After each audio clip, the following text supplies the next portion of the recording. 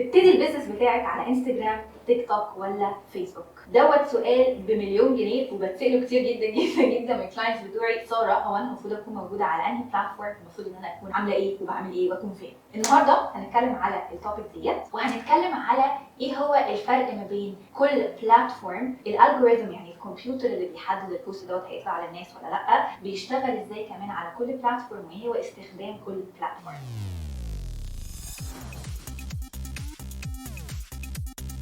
احنا دلوقتي عندنا بلاتفورمز كتيره جدا جدا جدا. عندنا فيسبوك، عندنا انستجرام، عندنا تيك توك، عندنا تويتر. احنا في الجي سي سي ريجن سناب شات بيكون من اكتر الحاجات اللي شغاله كويس جدا جدا جدا وبيبيع كمان من خلاله كويس جدا جدا جدا.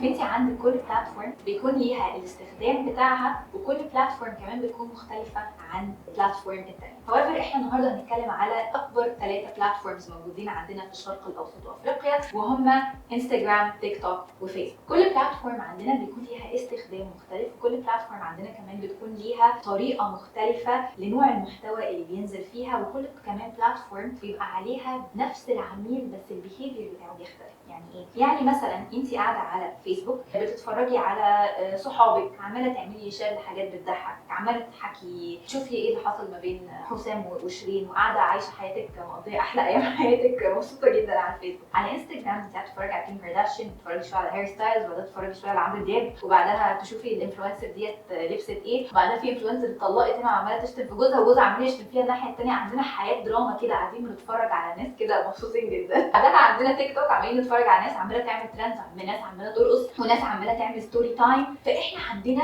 انت ككاستمر واحد بتخشي على فيسبوك تعملي حاجه، بتخشي على انستجرام تعملي حاجه، وبتخشي على تيك توك بتعملي حاجه ثالثه خالص خالص خالص. فاحنا كل بلاتفورم عندنا الكاستمر بتاعك، البيهيفير بتاعه او الطريقه اللي بيتصرف بيها البلاتفورم ديت بتختلف. فدوت معناه ان انت بتبقي عايزه ان انت تشوفي الكاستمر بتاعك البيهيفير بتاعه عامل ازاي، وهيشتري منين، عشان تبتدي ان انت تكوني موجوده في المكان اللي هو بيشتري منه. ولو انت عندك الكاباسيتي وتقدري ان انت تصنعي محتوى للبلاتفورمز كلها، تبقي فاهمه ايه هو نوع المحتوى اللي بيتحط على كل بلاتفورم مختلفه، عشان تبتدي ان انت توصلي للفول بوتنشال بتاعك. باختصار سريعا كده، انستجرام الناس بتشتري عليه بنسبه 60% اكتر من على الفيسبوك. فاحنا كده عارفين ان انت لو عايزه تبيعي، انا ماي مين برايورتي هيبقى بالنسبه لي انستجرام وتيك توك. هنفصفص بقى فيهم بعد شويه، بس لو احنا دلوقتي بنتكلم على البلاتفورمز اللي انا لو مش معايا فلوس ان انا اعمل محتوى كتير ومش قادره ان انا اعمل محتوى كتير، انستجرام وتيك توك دول اهم بلاتفورمز، وفيسبوك تيجي بعدها. فيسبوك تكوني محطوطه عليه لو انت بتعملي اعلانات، طبعا بتحتاجي ان انت يعني فيسبوك بيبقى الكونفرجن طبعا مع الناس داخله تشتري يلا من على فيسبوك اعلى بكتير من لما تكوني داخله تشتري من اعلانات على انستجرام، فده طبيعي جدا. however انت نوع المحتوى اللي بيتعمل على فيسبوك بيبقى محتوى انت داخله منزله حاجات اللي هو داخله بتقولي للناس يا جماعه الشنطه ديت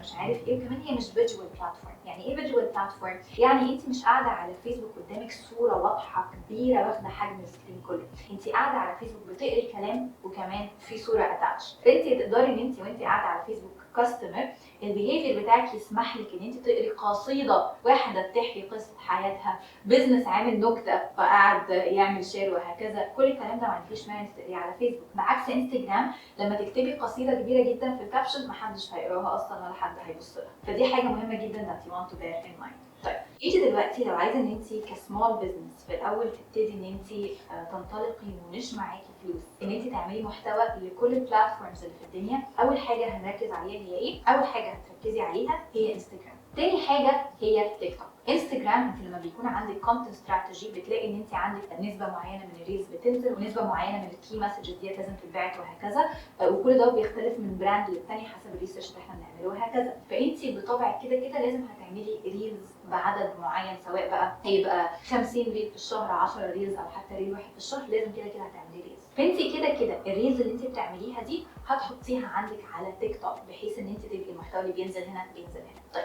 ايه هو استخدام تيك توك، وهل الناس بتشتري من تيك توك ولا لا؟ الناس هتبتدي ان هي تشتري من تيك توك بشكل قوي جدا، بس مش خلال السنه دي خالص. الدنيا هتبتدي لسه تقوم، تيك توك تعتبر لسه بلاتفورم جديده، مش كل الناس متعوده عليها، وفي ناس كتيره لسه بتاخد وقت عشان تشتري، بتاخد وقت كمان عشان تخش وتثق في البلاتفورم. وعامه في اي حاجه فيها تكنولوجيا او اي حاجه فيها تغيير، السن الصغير هو اول سن بيبتدي ان هو يبقى عنده acceptance towards ان هو ياخد الحاجه ديت ويخش ويجربها ويبتدي فيها. زي مثلا احنا واحنا صغيرين لما الفيسبوك كان لسه طالع، احنا كلنا كنا قاعدين على الفيسبوك، كلنا كنا قاعدين على البي بي ام، ومامتك هتقعد تقول لك سيب البتاع اللي في ايدك ده في يوتيوب شانل محترم مش هنقول الفاظ، بس كانت تقعد تقول لك ايه، سيب البتاع اللي في ايدك ده دلوقتي يا ماما، سيب التليفون وركزي معايا عادي خالص. ليه؟ عشان انت كنت ساعتها السن الصغير او الجيل الصغير ايام الشباب العظيم بيأكسبت التشينج بشكل اسرع وبيأكسبت الحاجات الجديده بشكل اسرع. وبعد كده بتبتدي ان هي تطلع على الجيل الاكبر شويه، فهتلاقي ان انت الجيل بدايه من اراوند 20 وطالع لسه مش موجود قوي على تيك توك، ولسه يعني موجود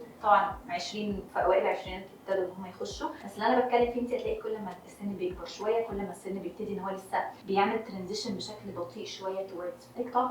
بس انا شايفه ان شاء الله وذين السنين الجايه هيبتدي ان تيك توك هيكون بلاتفورم الناس بتشتري من عليها بشكل قوي جدا. هواف دوت مش حاصل دلوقتي، بس انا نصيحتي ان انت اوريدي تبتدي على تيك توك دلوقتي يكون يعني يا دوبك حتى بتحطي الكونتنت بتاعتك اللي هي اوريدي انت بتنزليها على انستجرام عشان تبتدي تبني اكونت، علشان بعد كده ان شاء الله يبقى عندك مساحه ان انت تنزلي محتوى براحتك وتبتدي ان انت تبيعي من خلاله بشكل اورجانيك من غير اعلانات براحتك عادي خالص. فدي كده حاجه that you want to bear in mind. طيب دلوقتي انا لما باجي انزل محتوى عامه، ايه هو الالجوريثم بتاع انستجرام بيشتغل ازاي، او الكمبيوتر بتاع انستجرام بيشتغل ازاي؟ الكمبيوتر بتاع انستجرام بيحدد البوست بتاعك هيطلع للناس ولا لا بيس على حاجه واحده بس، وهو البني ادمين.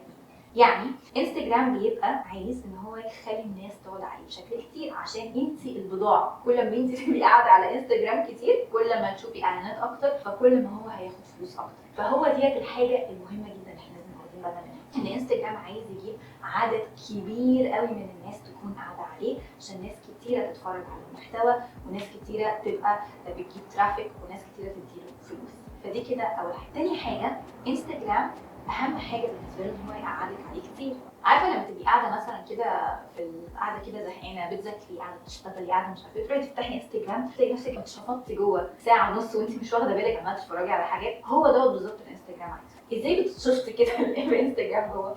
ان انت بتبقي بتتفرجي على حاجات بالنسبه لك فيري انترستنج. فدوت معناه ايه؟ دوت معناه ان انستجرام معاه داتا كبيره قوي، معاه عدد معلومات كبير جدا عنك، ويعرف عنك كل حاجه، ويعرف عن مريم كل حاجه، ويعرف عن سلمى كل حاجه، ويعرف عن ساره كل حاجه. فهو بيحطنا في جروبس، الجروبس ديت الجروب نمبر A بيحب الخمس حاجات دي، جروب نمبر B بيحب الخمس حاجات دي، وهكذا. فلما مريم تعجبها حاجه، مريم وساره محطوطين في نفس الجروب، انستجرام بيطلع البوست اللي عجب مريم لساره وهكذا. انستجرام بيعرف منين ان البوست دوت عاجب مريم او ساره، بيشوف انت اتفرجتي على البوست دوت كام مره، بيشوف ان انت البوست دوت انت قعدتي عليه كتير ولا اتشفطتي بمعنى اصح ولا لا. فدوت بيقول لنا ايه؟ ان انا اقعد اركز على الابديت بتاع انستجرام حلو ولا مش عارفه ايه، وانستجرام عمل ايه جديد وما عملش ايه، الكلام ده كله فيستك مالناش دعوه بيه. انا عايزه اشوف البني ادمين اللي بيتفرجوا على المحتوى بتاعي دول بيحبوا ايه واعمل لهم محتوى بيحبوه. وهي دي ببساطه هي الكونتنت استراتيجي بشكل بسيط كده. بس هو دوت اللي بيخلي الكونتنت استراتيجي ناجحه، وهو دوت الطريقه اللي الكمبيوتر بتاع انستجرام والالجوريثم بتاع انستجرام بيبتدي ان هو يشتغل بيه. تيك توك بيبقى عنده شويه حاجات مختلفه شويه، علشان تيك توك بلاتفورم لسه تعتبر ريلاتيفلي طالعه جديد. تيك توك بيبقى عايز الناس تعمل محتوى كتير كتير كتير، فتيك توك بيشجع الناس ان هي تنزل عليه محتوى كتير، ان هو الريتش بتاعه احلى من انستجرام بكتير جدا. فانت ككرييتر لما تنزلي بوست عندك على الصفحه وتلاقي ان البوست دوت واصل ل5 مليون بني ادم مثلا، وانت على انستجرام نفس البوست دوت واصل ل 100,000، تحسي ايه ده تيك توك حلو قوي، فهتبقي انت كده بطبعك بتحبي تيك توك اكتر. مع ان على انستجرام الناس بتشتري اكتر، ان احنا لسه بطبعنا كبني ادمين، ودي حاجه انا بحاول اغير ان احنا نعمل مايند سيت شيفت كده فيها، ان لا انا مش عايزه ان انا ابقى مركزه على الريتش والانجيجمنت يا جماعه، انا عايزه ان انا الناس تبقى عارفه او الناس تيجي تشتري مني، عايزه اركز على الفلوس، انا بزنس، انا مش انفلونسر عايزه اوصل لمليون شخص وخلاص. فانت تيك توك بسبب الالجوريثم بتاعه وما الى ذلك انت بتبقي عايزه ان انت تنزلي عليه محتوى عشان الناس تحفظ البراند بتاعتك والناس تبقى فاكره البراند بتاعك. دوت مش معناه ان انت تعملي محتوى يوصل لمليون شخص وخلاص. المحتوى اللي انت عايزه تنزليه عندك على الصفحه على تيك توك لازم يكون اون براند، يعني الاديتنج يكون شكل واحد، الكي مسجز تكون بشكل واحد، شكل التصوير يكون بشكل واحد، بحيث ان انت لما تشوفي الفيديو تعرفي ان ده الفيديو بتاع البراند الفلانيه. فهتبتدي الناس تبقى قاعده شايفاكي على تيك توك كتير وقاعده تتعرف عليكي، تخش على انستجرام تشوفك تروح شاريه على طول. فانت لو انت عايزه تكبري على تيك توك محتاجه ان انت تنزلي محتوى كتير كتير كتير، بنتكلم من 3 ل 5 فيديوز في اليوم لو امكن. لو انت مش معاكي امكانيه ان انت تعملي كده، نزلي المحتوى اللي بينزل على انستجرام على تيك توك على طول، وتبتدي ان انت تركزي كده وتبتدي ان انت تقومي. لو عايزه ان انت تبيعي من على تيك توك، وديت حاجه تقدري تعمليها بشكل بسيط جدا، طبعا مش هتبقى نسبه السيلز على تيك توك زي انستجرام، بس انت محتاجه ويب سايت عشان فكره ان الناس تبعت لك رساله على تيك توك ويبقى في كده جوينج باك اند فورث ما بينكم. الموضوع ده بيبقى صعب جدا على تيك توك. فانت بتبقي عايزه ان انت على تيك توك انت عندك الويب سايت، الناس عارفه ان هي داخله خلاص يا جماعه انا هخش اشتري وخلاص. حاجه ثانيه لازم تاخدي بالك منها من على تيك توك، ان انت على تيك توك لو انت عامله الاكونت بتاعك بزنس اكونت هيبقى متشال من عندك تقريبا كل الاغاني. اعملي الاكونت بتاعك كريترز اكونت عادي خالص، مش هيبقى عندك اي مشكله. على فيسبوك بقى المفروض ان انت تعملي ايه؟ عايزاكي ان انت تنزلي المحتوى اللي بينزل على انستجرام، الصور اللي بتنزل على انستجرام. لو عندك امكانيه ان انت تعملي محتوى مخصوص لفيسبوك، عايزاكي تنزلي البومات للمنتجات بتاعتك. عايزه 20 صوره في بوست واحد لكل المنتجات، وكل صوره محطوط فيها لينك للويب سايت بتاعك. فدوت بيساعد في حاجه اسمها SEO اللي هو سيرش انجن اوبتمايزيشن، اللي هو لما حد بيخش على جوجل يكتب انا عايزه طرحه، انت تطلعي له. حاجه كمان، الناس على فيسبوك بتخش في السيرش وتكتب طرحه، ناس تخش تكتب جزمه لونها ابيض، فانت لازم تبقي كاتبه الكلام دوت في الكابشن بتاعتك على فيسبوك عشان البوست بتاعك يكون عنده فيس اكتر ان هو يطلع للناس اكتر. في حاجه بقى موجوده في فيسبوك مش موجوده في اي مكان تاني وبتبيع نار نار نار، وهي الفيسبوك جروبس. الفيسبوك جروبس عندك ديت بتبيع بشكل هلامي هلامي هلامي لو انت عاملاها صح. انت لما تيجي تعملي فيسبوك جروب بتحتاجي ان انت تعملي كذا حاجه في الاول عشان تكبريه وتجيبي عليه ترافيك كبير عشان تبتدي ان انت. اول حاجه لازم تبقي بتتكلمي على توبيك معينه، التوبيك ديت تكون هي اللي كل الناس اللي هتيجي عليها انترستد فيها. فمثلا جروب امهات، جروب ناس هتتجوز، جروب جزم، جروب شعر كيرلي، تبقى جروب بيتكلم على توبيك معين. تاني حاجه علشان تكبري الجروب ده بتحتاجي ان انت تقعدي تعملي في مسابقات وتقعدي تعملي في حاجات اللي هو يا جماعه اعزموا اصحابكم وهكذا. تالت حاجه ودي حاجه مش كل الناس بتحبها بس it's very important، ان انت تبقي عايزه ان الناس تخش تسال وتتفاعل على الجروبس. ازاي تعملي كده؟ ابتديها بشكل بسيط جدا، ان انت خلي فيه انسنتيف. فمثلا يا جماعه هنعمل جيف اواي عندنا على الجروب، اللي هتنزل صورتها بالمنتجات بتاعتنا على الفيسبوك جروب، لو عايزه تخشي جيف اواي نزلي صورك عندك على الجروب، فهتلاقي ان في 50 واحده دخلت عملت بوست، واللي هيجي لها كومنتس اكتر على البوست هي ديت اللي هتفوز بالحاجه اللي هتعمل. فتلاقي راحت عازمه 50 100 من صحابها ويوم كلهم داخلين يعملوا كومنت، فانت هتلاقي ان انت الجروب بتاعك ابتدى يتعمل عليه تفاعل كتير كتير ويطلع للناس اكتر. فبعد لما تعملي كده تروحي انت منزله بوست يا جماعه احنا عندنا كولكشن جديده، يخشوا يشتروا على طول.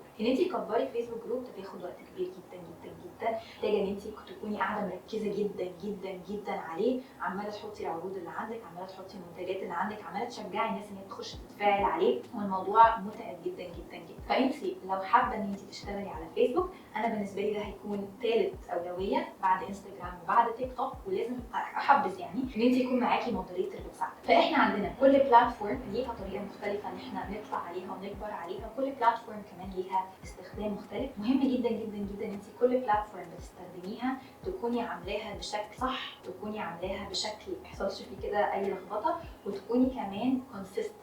يعني مش النهارده هنزل 100 بوست على الفيسبوك جروب بتاعي ومش هنزل حاجه على انستجرام وبعد اسبوع هروح مركزه على انستجرام ومش هركز على تيك توك. عايزاكي ان انت تبقي حاطه لنفسك جدول المحتوى بتاعك هينزل فيه ايه، بيست على طبعا الكونتنت استراتيجي بتاعتك، وانا 100% بحبذ ان انت يكون عندك كونتنت استراتيجي. بعد كده هتبتدي ان انت تعملي المحتوى بتاعك بشكل كويس وتنطلقي من هنا. قولي لي في الكومنتس انت موجوده على انهي بلاتفورمز، وعايزه اعرف انت بتنزلي محتوى ايه عندك على اي بلاتفورم في كل البلاتفورمز اللي موجوده. ما تنسيش ان انت ممكن تسمعي البودكاست بتاعتي، بستضيف فيها ناس كثيره جدا جدا جدا عندهم بزنسز بيدوكي 100% الخبره بتاعتهم، وبيقولوا لك ازاي كبروا الاكونتس بتاعتهم، ازاي زودوا المبيعات، وازاي الاوبريشنز من جوه المطبخ بيعملوا ايه جوه في المطبخ بتاعهم. لو انت تسمعي البودكاست بتاعتي ما تنسيش انت لما تعملي سبسكرايب بالذات على ابل بودكاست تقدري ان انت تبعتي لي سكرين شوت على انستجرام وبديكي شاوت اوت عندي على الانستجرام بتاعي. هشوفك ان شاء الله في الفيديو الجاي، وهاف ان awesome